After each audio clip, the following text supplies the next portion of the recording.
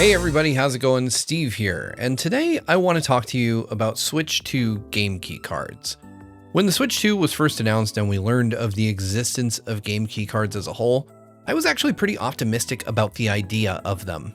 The idea that I could have a physical digital hybrid of a game basically was kind of exciting. I thought it was going to replace the whole code in a box issue that we saw with the Switch 1, which I absolutely hate. I don't like the idea of going to a store and picking up a physical item only to find a slip of paper telling me to download something. And a lot of you basically rightly called out that the Switch 2 game key card was more of the same, that it was essentially the same thing. And while there are some technical differences, the idea that you can still share these games or resell them or even buy them used, it doesn't change the fact that you're still expected to go to the eShop and download the game. At the time, I really thought that that was kind of a huge difference, that it would make or break the format, but what I didn't expect was just how prevalent these damn things would turn out to be. I thought that Nintendo was going to deploy these sparingly, or more accurately, that third parties were going to deploy these sparingly. I thought that we would see these once in a blue moon. After all, when you go to buy a Switch 1 game, you can pretty much guarantee that you're going to get a physical card. Most games on Switch 1 ship on just physical cartridges that are playable the minute you walk out of the shop. But here on the Switch 2, we're seeing something wildly different. Nearly every third-party game is on a game key card. In fact, out of my own personal collection, I own 6 third-party Switch 2 games, quote-unquote, physically. Of these 6 games, 5 of them are game key cards. Just one in my collection, Cyberpunk, is an actual physical Switch 2 game, meaning that I can just put this in and play it, no internet connection, no download needed, no checking with the eShop, this just works. And I love it for that. In fact, I already own Cyberpunk on PC and PS5 and even Xbox, but I bought it here just to support the notion that I want to play my Switch 2 games physically. And I kind of thought that as the Switch 2 came into its own, that we would see fewer and fewer game key cards. But that obviously hasn't been the case. As we go further into the Switch 2's life, we have 43 games that are available at retail. And I say available at retail because that means, whether it is a physical game, whether it is a game key card, or whether it is, and I can't believe this still exists, a code in a box, there are 43 titles currently available. Of those, 30 are digital, meaning that they are either a code in a box or a game key card. So 25 game key cards currently exist for Switch 2. 5 code in a box games exist. That is nuts. We didn't even lose the code in a box issue, so we still have that. But why is this happening? Why are so many games being announced for the Switch 2 and releasing on game key cards? And I think it stems from the fact that only large capacity cartridges are available for the Switch 2.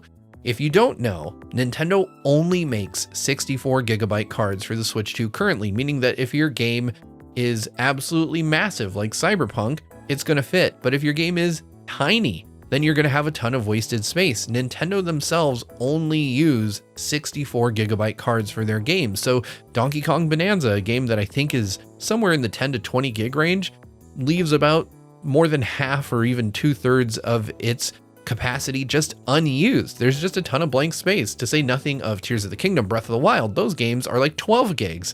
So you're talking about almost 52 gigabytes of being just left unused on the Switch 2 card. So why are they doing this? I think the answer lies in just unpreparedness on Nintendo's part. Basically, they didn't have all the components ready to go for whatever reason. We keep hearing about how crazy the global economy is, how bad markets are, and maybe that impacted their ability to manufacture and deliver lower capacity Switch 2 game cards. It's really difficult to say, but we are hearing reports that Nintendo's partner that makes the Switch 2 game cartridges is looking into producing lower capacity cards. In fact, Nintendo recently sent around a survey just basically asking people what they thought of the game key card format. And while I didn't receive that survey, unfortunately, it seems a lot of you did. And the results, at least colloquially from what I've seen on social media, were pretty loud and clear. Nobody wants Switch 2 game key cards. And I still am of the mind that this wasn't necessarily the worst decision Nintendo could have made. It's not the best, that's for sure. The best would have been to just maybe discount the prices of those 64 gig cards so that more publishers could get them in hand and be able to deliver games without having to crank up the pricing on them. And after all, we've seen Mario Kart World is already at $80. Nintendo is kind of entering this era where they're getting a bit more experimental with the pricing of games. And I do think a lot of that has to do with the tariff situation here in the US, with the cost of these 64 gig cards, to say nothing of, whatever other geopolitical factors might be at play.